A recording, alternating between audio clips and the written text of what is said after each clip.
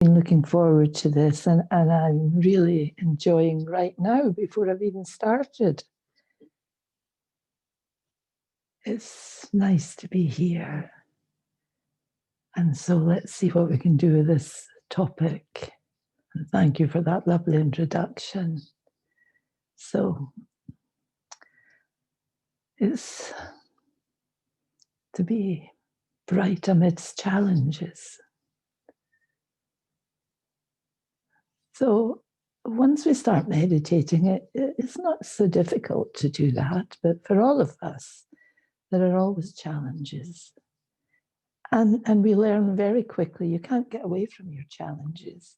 It's not because you do meditation that, oh gosh, how come I'm getting these obstacles and these challenges? I'm doing meditation. It shouldn't happen. It does happen to every human being. We get challenges all the time.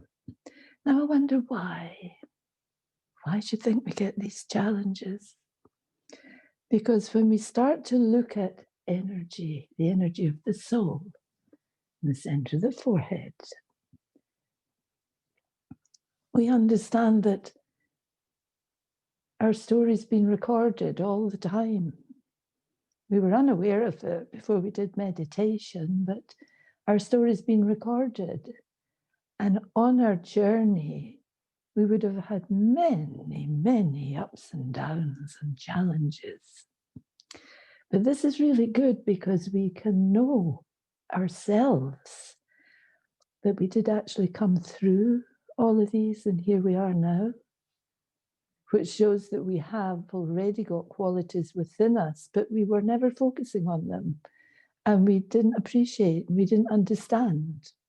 But we'd have strength and courage and determination, creativity, sweetness, kindness, friendship, understanding, helping people, cooperative, all of that's in us. And when we come to meditation, we want to really bring that to the front of our character and appreciate it. So we learn to understand, who am I? So this is why it's important to know that I'm the spiritual being in the center of my forehead. In fact, I'm the seed of my life, the seed. We know there's a supreme seed. There's another seed that's the seed of the whole changeover of the world, but we know that, and it belongs to every soul in the world, but personally, we have to live our existence and know our own energy. So Raj Yoga is teaching me to know myself. And to know myself, I have to know my seed. And my seed is what are all the qualities that are locked away in there inside me. So every challenge that comes gives me a chance to go through it. And in going through it, once more I can say, wow, I have the strength to do that. I've done that. Here I am. I've done something again. I feel success. So this is why it's how to stay bright amidst challenges. Challenges are good. Challenges are the way forward. How can I keep myself in a constant upward movement? So how can I do that? Constantly uplifted.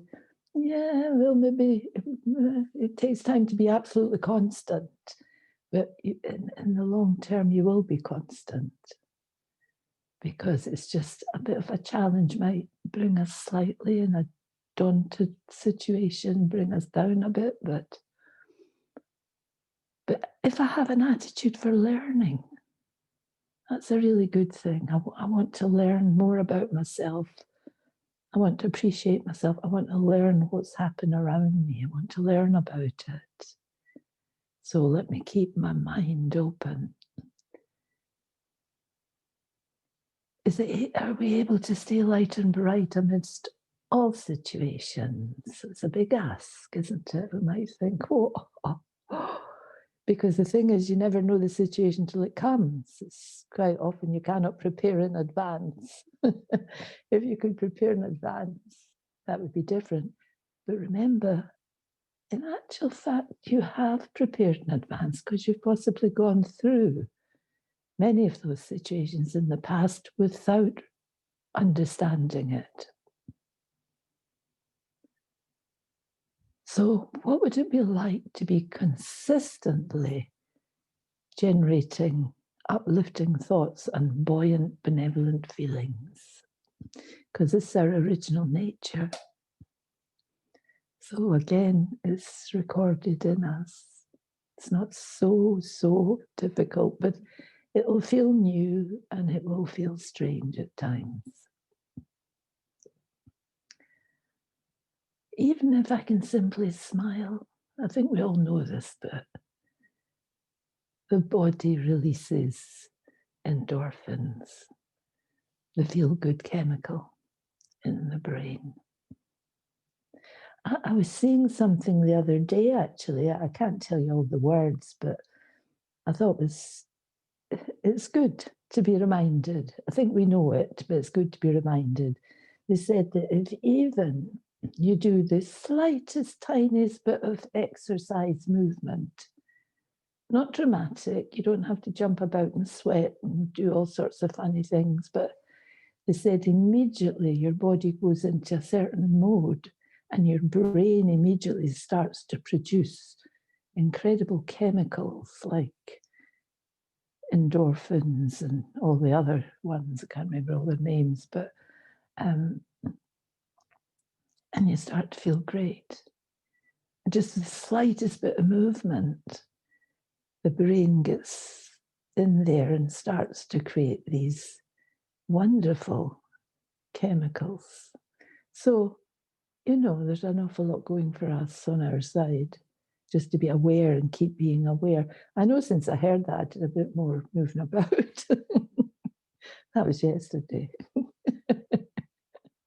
Maybe why I felt quite cheerful today. But really, really good for you to think of things like that. So if I can smile when I notice a frown or a gloomy mood approaching, it may be just enough of a boost to keep me afloat. Just the smile. The smile is a very important thing because people around you, again, if we look at ourselves, everybody has some form of a burden. Not everyone's doing meditation. And think of ourselves before we did meditation, and even now, but especially before we did meditation. If we saw someone that we were to meet and had a grumpy face, instantly you felt apprehensive. Instantly you felt, oh, for goodness sake, oh my goodness. It certainly didn't make you feel great. So you were going to have an interaction with someone and immediately you had your barriers up there. Now, if you did meet someone, even you didn't know them, and they had a big, beautiful smile on their face, immediately you would think, wow, this is okay. Your barriers would go down. And you'd be ready to chat away there in a light-hearted manner. So the smile is so important. But I found I had to teach myself to smile again. I'd forgotten how to smile until I came to meditation. I would force a bit of a grimace every now and again, but it wasn't really from my heart, but I knew you should smile. But then I started to sincerely look at smiling and try and teach myself. And I found that my face and everything didn't smile. It wasn't in a smile mode. It was kind of frozen out of a smile. Maybe some of you can identify with that. But smiling wasn't an easy thing. And then gradually through feeling more relaxed and, oh gosh, such a feeling of well-being through doing meditation, in a very natural way, a little bit of a smile started to come. And then once you understand, it's really, really good for you. and it's helpful to others. You can teach yourself to remember that and remember how you felt if someone didn't have a bit of smiliness. It doesn't have to be a big grin, but a bit of lightness on their face. And so perhaps a smile will help me to move past the obstacle and not get swamped by problems, because this is all about energy. I'm actually thinking at this moment about Margaret, because I met her a long time ago in our place in India, and Margaret smiled a lot. And she was so enthusiastic. Actually, I've never seen anyone quite so enthusiastic as Margaret. She would come laden with flowers, which she brought from here to there, and to spend a lot of time with such love arranging these flowers. And always the big smile was on her face. So that was at the time when I was teaching myself to smile. So that was a very good example for me. And so this is all about energy. And if I feel capable, then I'm not in a state of neediness. I don't need what I used to think I needed. And so it's easier to stay buoyant. Easy to stay buoyant.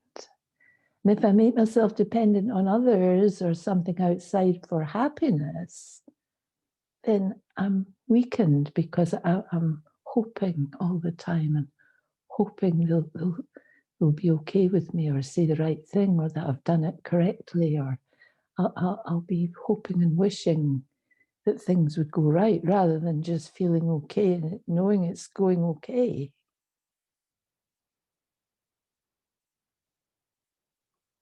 And so I'm looking for praise then. That praise might lift me up for a moment, but in the next breath, I don't feel so uplifted. I feel quite down because it's not enough, a bit of praise here and there. I need to feel okay inside about myself.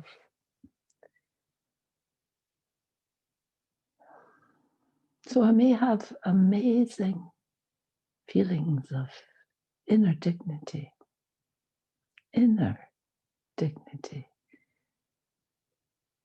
that come when I start to experience a bit of emotional stability and independence. And the way forward for that is silence. It's amazing, isn't it? Silence in a world of noise and us thinking we have to say things, which is also good. Because silence is the key to acquiring enough power back in the soul to stabilize and begin the upward journey, which is why we say meditation. Spiritual pure feelings of peace and love. Because as we know, our natural nature is peace, love, and happiness.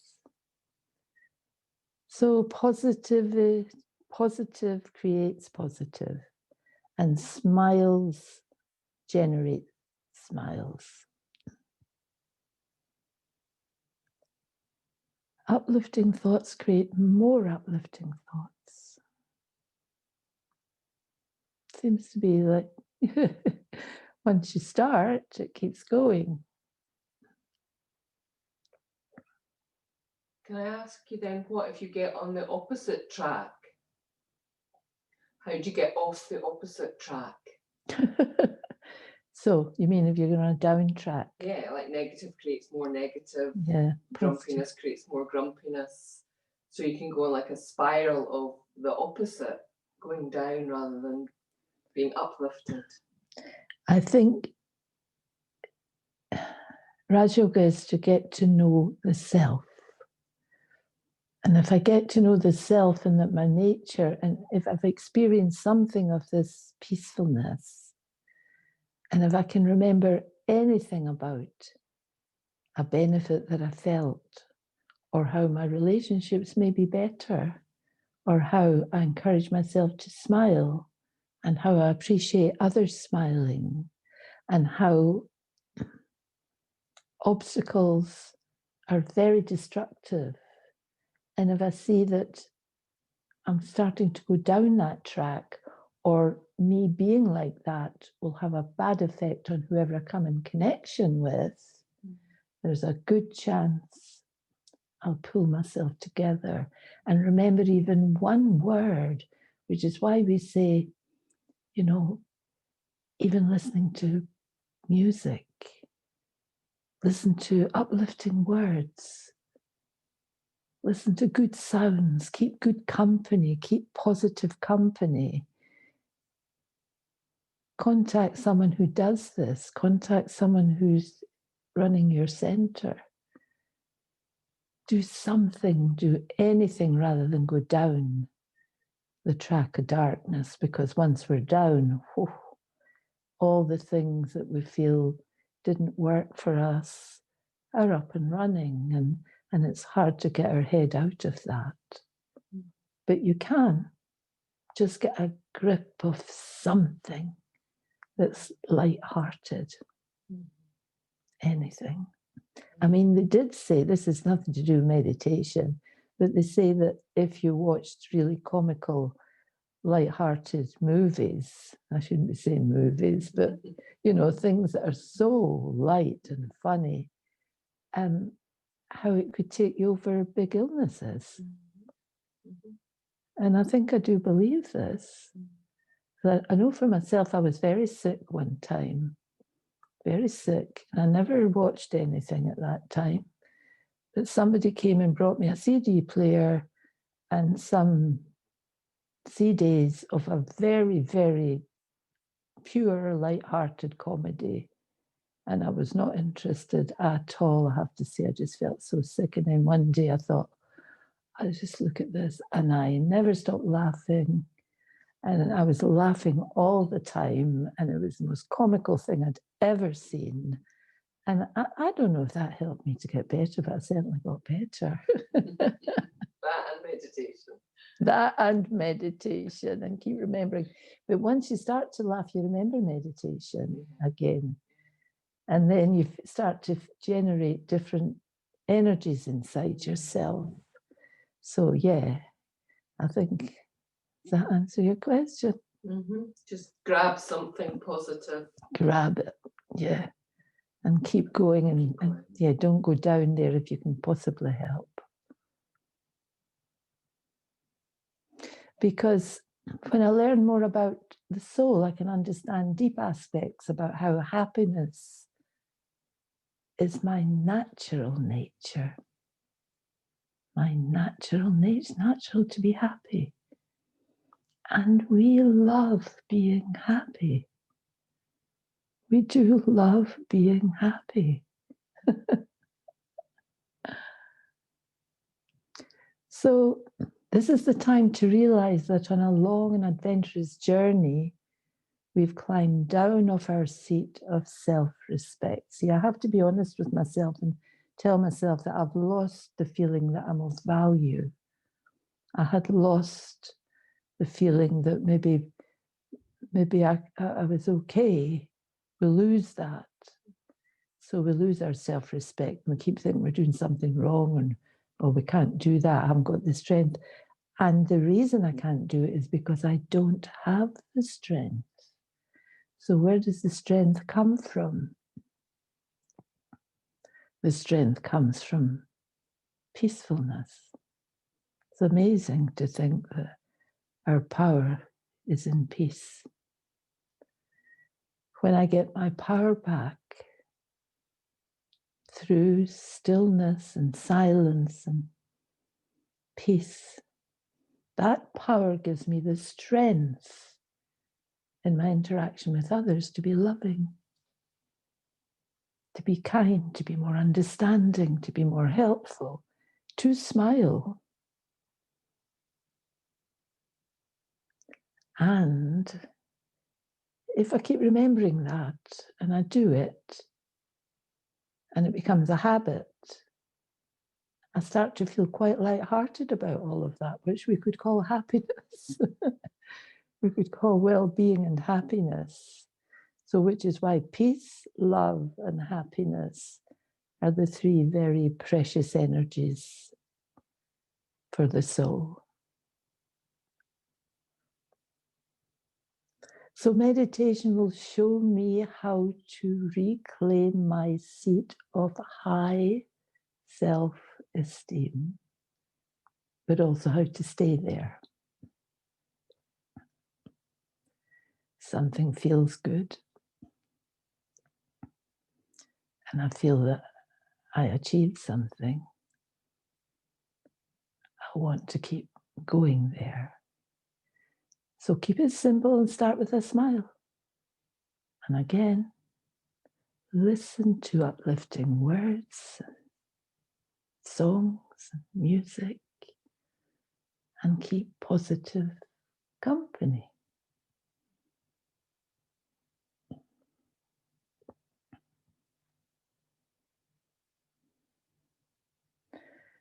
And there's a very wonderful spiritual space that we can go to in meditation.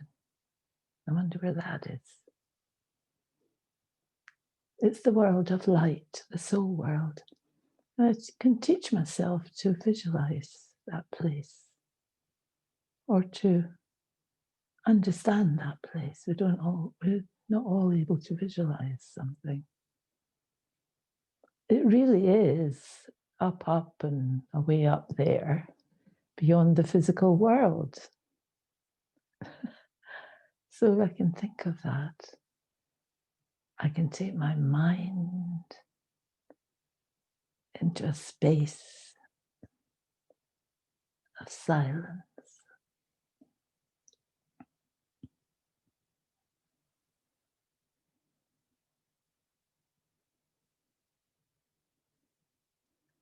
And I can feel comfort and a feeling of total belonging.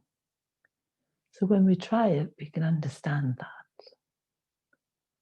There's always a safe place for you there because it's your home, your spiritual home, the soul world. So what makes you feel gloomy? And how do you define a problem? Have you ever looked back at a difficult situation? So this is where we can see what's in us, actually. So if you reflect on how it was, then a window of opportunity will open for you. And then it's possible for you to see every obstacle as beneficial. Because it can remind me I do have that strength, but I've forgotten. But however, if I keep going over the gloom and how dreadful something is, then I will never find the maximum benefit. I'll get carried away with how difficult it was. And there's a whole load of emotions involved in that. And I will be swamped by the emotion. I'm sure we can all tick that box. When life throws us unexpected surprises, then I have a chance to see myself in a new way. And you see, we never know what's round the corner.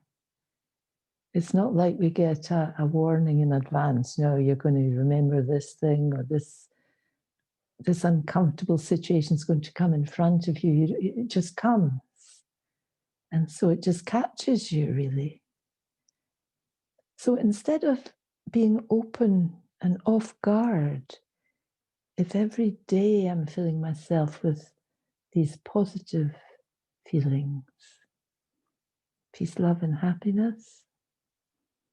And I know for me, if I'm going on an unexpected situation that I know about and and something that I know I'm not too looking forward to, I keep in all the spaces of the conversation, I keep having an inner chant, peace, love, and happiness. Peace, love, and happiness inside. Nobody knows I'm doing that except me. Peace, love, and happiness. Peace, love, and happiness. And I feel this gives me like an energy to listen to whatever harsh criticism or unpleasantness is actually taking place in front of me. And I come through it, and I'm so happy when I'm through it. And I think, wow, and I'm able to keep smiling. So in a way, I must have changed that situation, not just for me, but for whoever was being quite harsh. With meditation and soul awareness, I see things in a new light and move through life more gracefully. So this is what we can do. Totally, totally, totally see the benefit of meditation. Just that feeling of, what a relief. Oh, there's so much chaos now going on out there. But I can take a few minutes over and over in the safe place that we've created for ourselves. Over and over, just that feeling of, wow, thank goodness I'm me. So start to appreciate who you are. You're a wonderful being out of the whole world. There's something about you that's so special that the one above found you and loves you.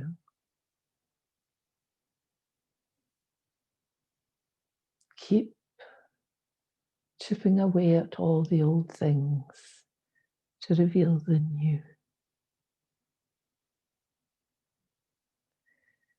Closing your eyes and hoping it will pass is not the best way forward. Maybe that's what we used to do, thinking, oh, that's it, it's over. Oh. But it's not, because it was recorded in me. And unless I interacted whilst that was happening, I couldn't have changed it.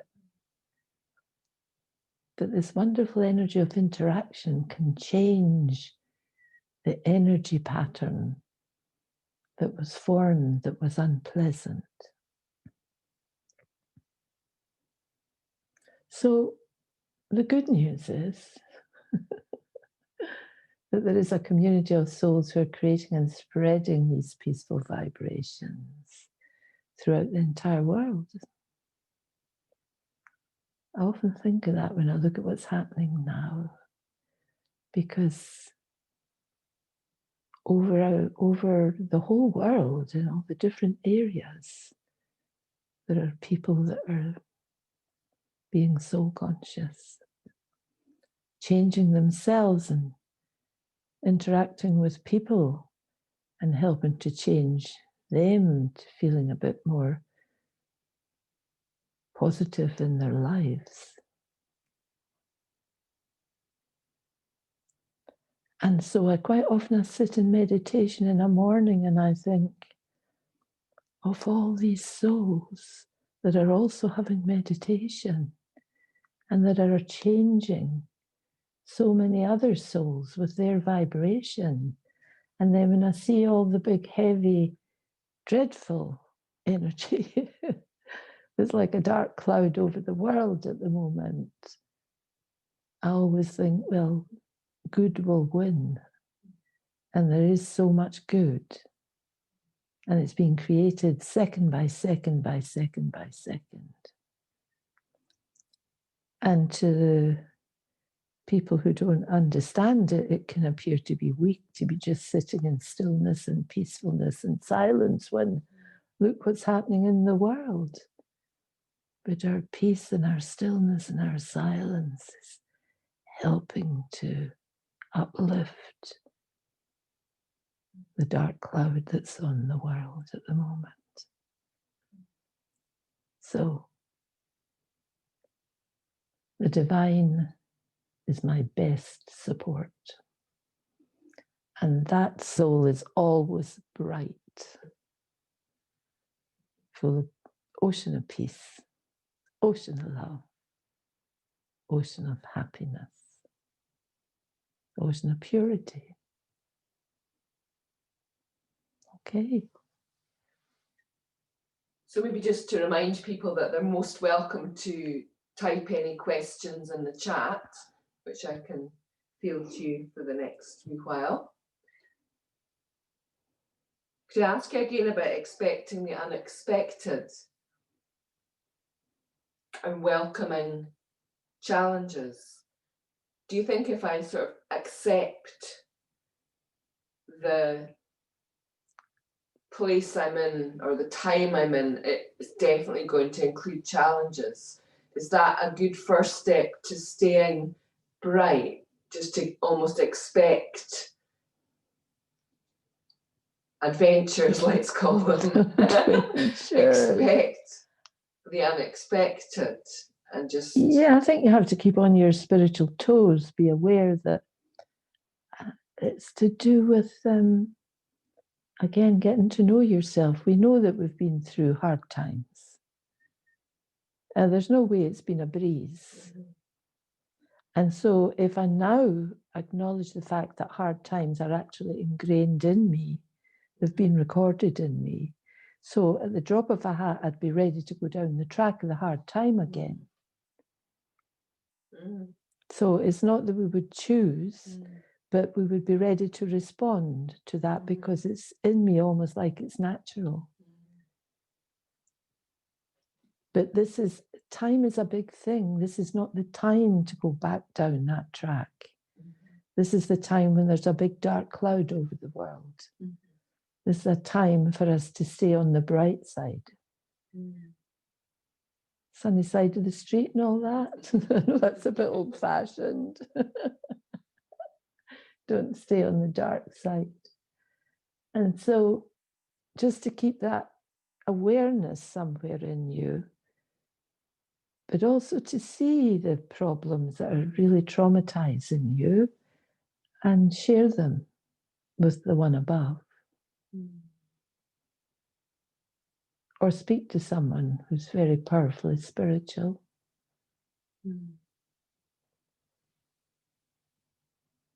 I think that's interesting. It's making me think, as you said, the words, it's recorded in me.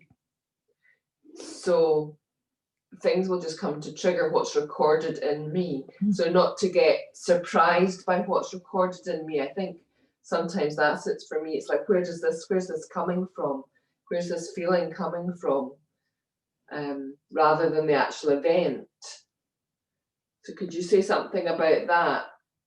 It's starting to have more understanding of the soul and what could be recorded in there. And what do I do if there's things that are recorded in there that I would rather were not recorded in there? I know. But it was a journey, and we didn't think like this, and the time was different as well. The thing is, if I could really, really think about the fact that when we go to blame others and we go to blame situations and we think, why is this happening? But it is recorded in me, so it's its duty to happen. And if it was an interaction with another person, well, their side of it is up to them what they do with that. You can't solve their part in life. You can solve your own. And you can send good wishes if it comes into your mind. So there's no point of blaming. There's no point being fearful, because what's to come will come. If I'm scared of what's going to come, then it's not a very good opportunity for me.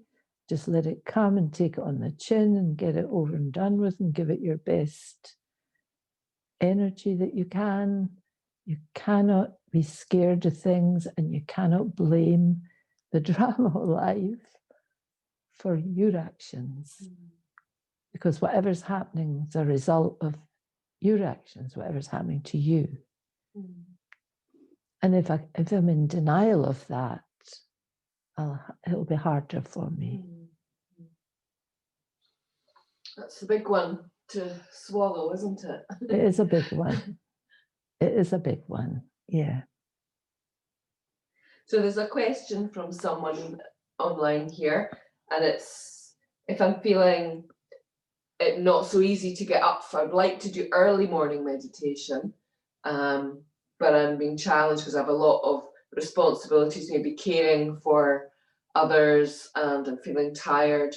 I'm just sort of in the cycle of feeling a bit displeased with my own spiritual efforts, that I don't feel able to achieve or do what I would like to do. I'm not finding it easy to get up, and I'm feeling tired, and just not kind of hitting that spiritual awareness that I would like to achieve. How would you answer that person's? Oh, what I would do to answer it, because I think we all start off a bit like that. Your best thing to think of is to become peaceful and calm. That gives you your strength. If you could develop a bit of a liking for that feeling of relief when you can sit quietly, and you can do it at any time to build up your strengths, and not to be disheartened with yourself, not to give yourself a hard time. That's the last thing you need, but to be very patient and kindly and loving with yourself. And if you could just have a few positive thoughts before you go to sleep, and then you wake up, you'll maybe even remember some of these thoughts. But to take it easy with yourself. You can't force yourself into something that you're not experiencing, but what you are experiencing is a lot of sorrow. So you want to finish experiencing that, start experiencing happiness.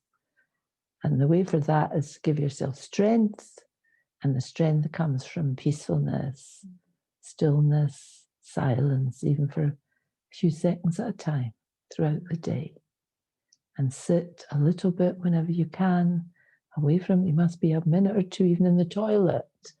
I used to go to the toilet and have just taken a deep breath and go, and then I'd come out feeling a bit better.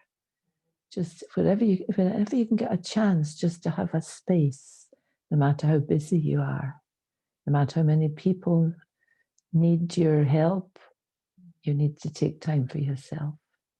Because someone who's a carer has to be strong. And so therefore they have to first of all care for themselves. And then you'll have the energy. And with that energy, your interaction with these others can be of a different kind. Thank you. Got another question here, another big one. How do you learn to accept when you feel that you've been the victim of some injustice and you're feeling wronged, in particular if it's by someone that you love? So how would you approach that? How would you stay buoyant and bright in the face of such a challenge? I don't know all the details, so what I would say is we all have had times when we felt we were a victim and that we were being untruly treated. So before meditation, I would have got my sort of energy up and challenged. And I would have had made decisions and said, I'm not putting up with this anymore. Somehow you could call it your dignity or your self-respect. But I would say, I'm not having this anymore. And I would take it on the chin if I needed to take it even on the chin for what I was saying. So in meditation, you have to get your spiritual power together so you can put your words together and start to see that you're not going to be a victim anymore. you're in charge of your energy. I didn't know this when I used to challenge life, but I used to challenge it nevertheless. And actually, in a physical way, I freed myself from many things. I actually moved myself out of the picture and said, that's it, had enough. Get on your bike. I'm away this way, you go that way. I'm not having this. So you have to think what's right for you, and what is it that keeps us hanging on there and being the victim? Are we scared of loss? There's something that I'm getting from that. And that's holding me into the victim mode. So just get your skates on and get your head in the right space and think, well, what could I do here? Have a look at any form of self-respect and dignity, even in a physical way. Let me have my dignity and say, I'm not doing that anymore. Okay. Another question. It's to do with isolation. Someone who's actually really enjoying all the online opportunities, talks and meditations, finding that really helpful. And probably listening to more because the centre is far away, and so they're able to access a lot of things, so that's really positive, but is missing the direct connection and the contact. So how do we cope with that challenge of that isolation that everyone's facing, where there's not the connection in person? Well, as you say, we're all facing that. It helps if you have someone that's sharing a space with you, because there's two of you, or three of you, or how many more there are of you. But for myself, what I learned when I first came to this, I had to develop so much that it's not that I came ready-made or had all sorts of things up and running for me, but it triggered off something in me which we might call creativity. I started to think of ways that I could do things. I started to think of ways I could be useful.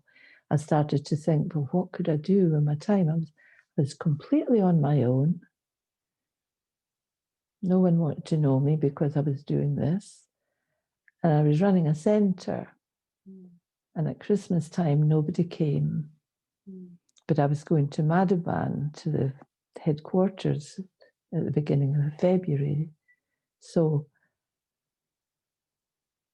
I was also working, but I decided that the fortnight I got off at Christmas, I would spend my time making blessing cards. Now, there wasn't the technology, so at work, before it was time for me to finish work, I would use their printing machine to print off hand drawings that I drew with ink. And then I'd come away with these sheets and sheets of these drawings. And so what I'd do is I'd cut them out, and then I would put sparkle on them. Well, before I put the sparkle on, I would handwrite blessings from Murli's, and then I'd sparkle them. What are blessings? Like positive slogans? Positive slogans, positive, uplifting slogans. And I got so engrossed, it was like I had a little factory going, and I was excited about waking up in the morning and counting how many hours I had to do all these, which seemed, I mean, I wasn't used to it. So it was like a massive, I'd take 3,000 handmade. It was quite a task, actually. I had no room in my suitcase for anything but these slogans. So I took hardly any clothes and all these slogans. And it started off my creativity. So anything you can do. The other part, it started me off looking at cooking. I could cook nicer things. I could be tidier.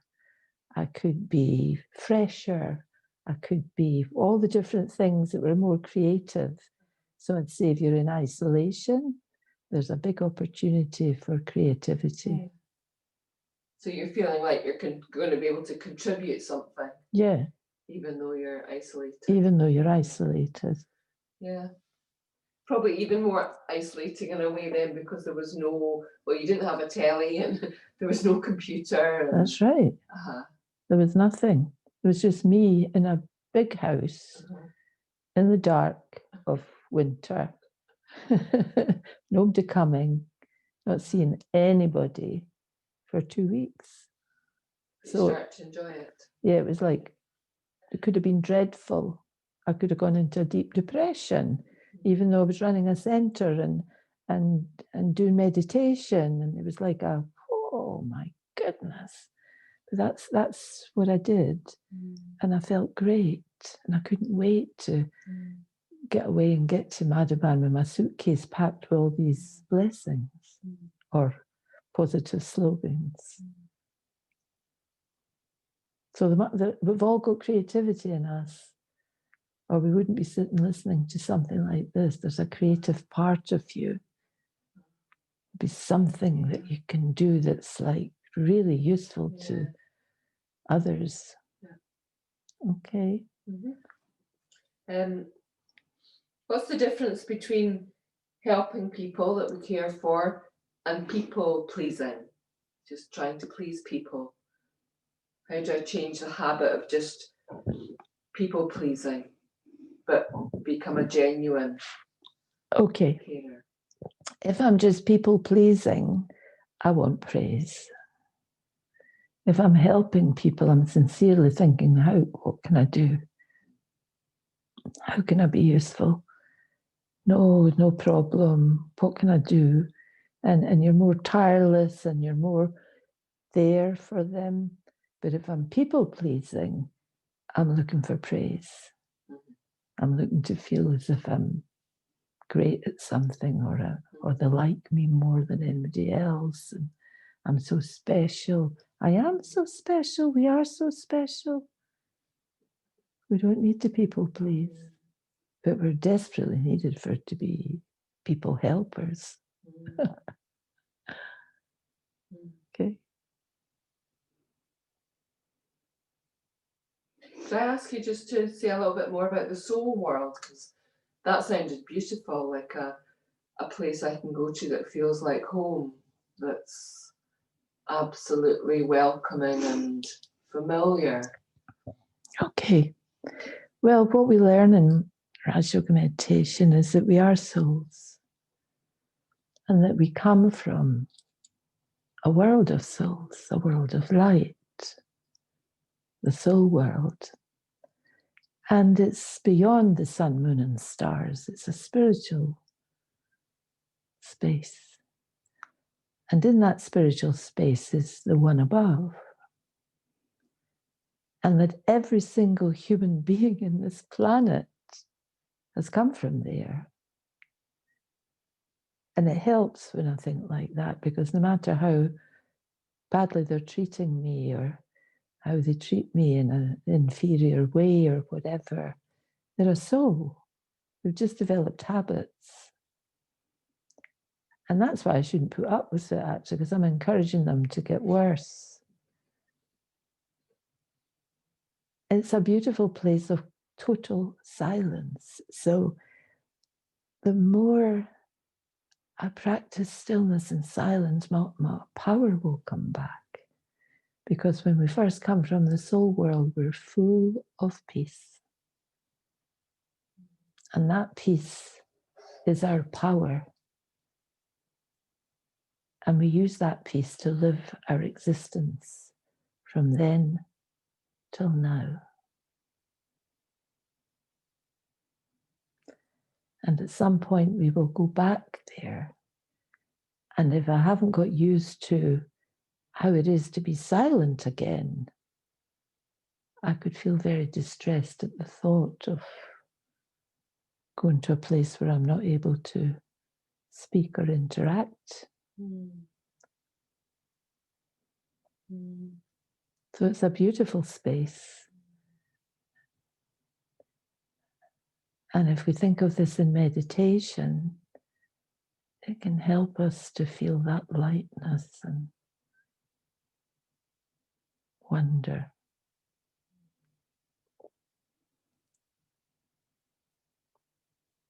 So we'll do some meditation now, I think.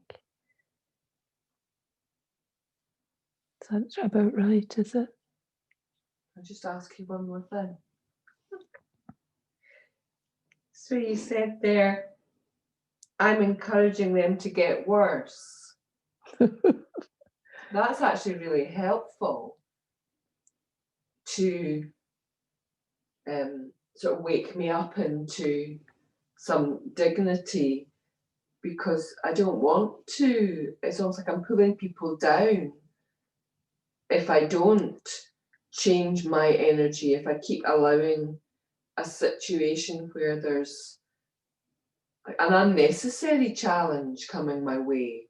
If I can stop it by changing my energy, then I'm doing the other person a huge favour, rather than letting them, even if like someone's talking too much or something, if I just keep allowing the negativity or whatever to keep coming, I'm encouraging them to get worse.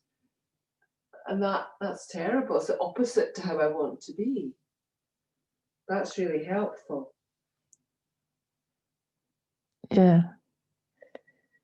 So it takes courage actually to sometimes say something or do something.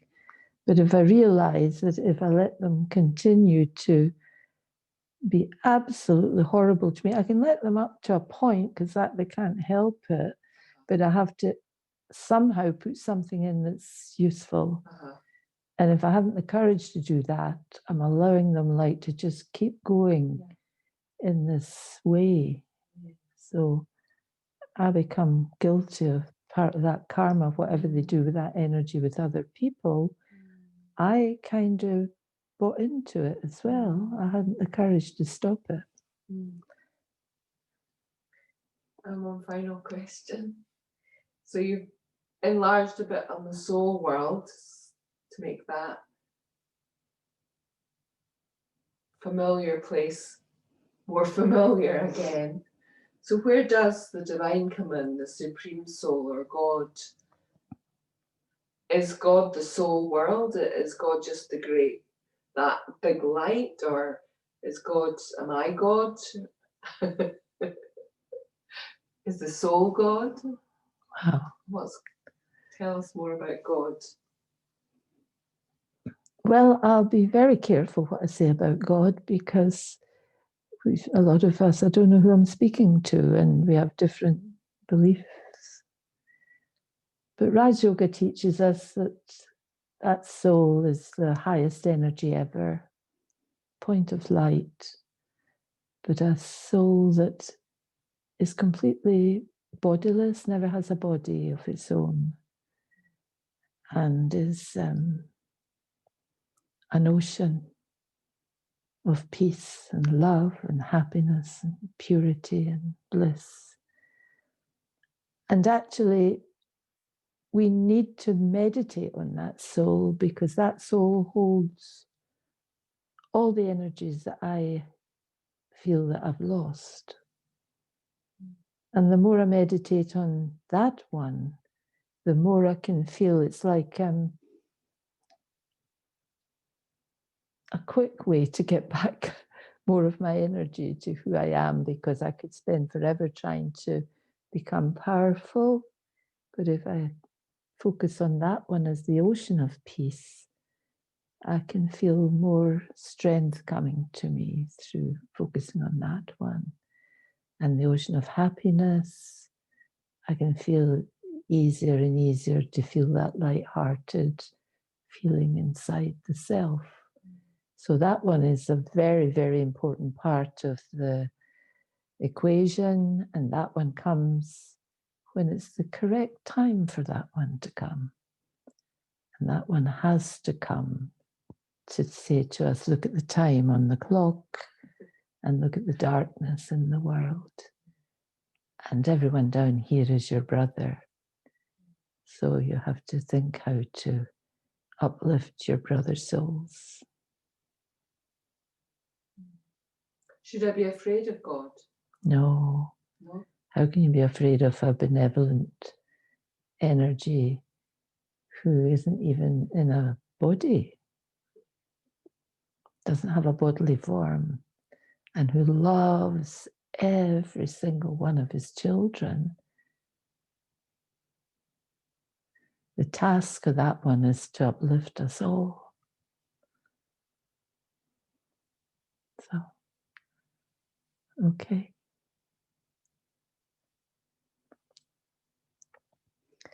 So before we go, we're going to do some meditation, but when we finish the meditation, we will leave. So I'd like to say, what a pleasure to have been here. And thank you for inviting both of us.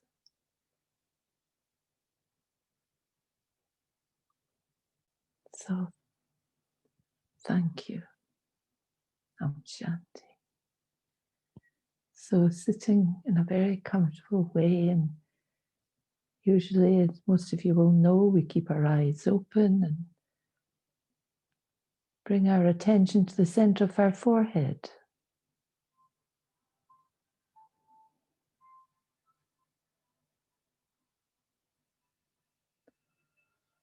And this is when I can see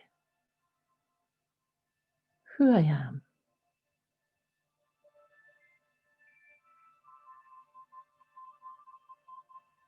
I'm the soul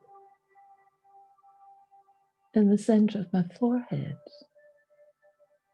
I'm the seed of my life.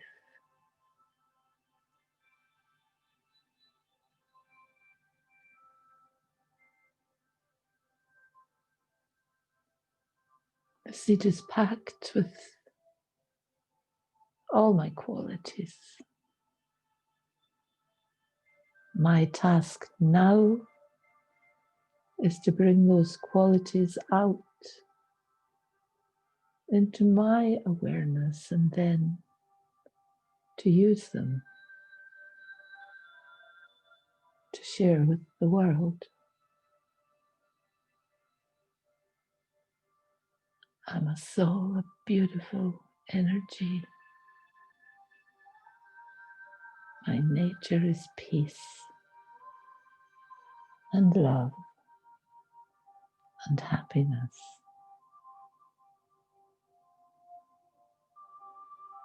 And so to constantly remember to bring back the power into I, the soul,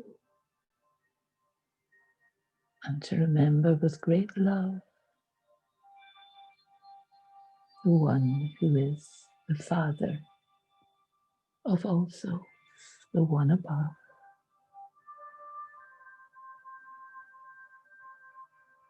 Om Shanti.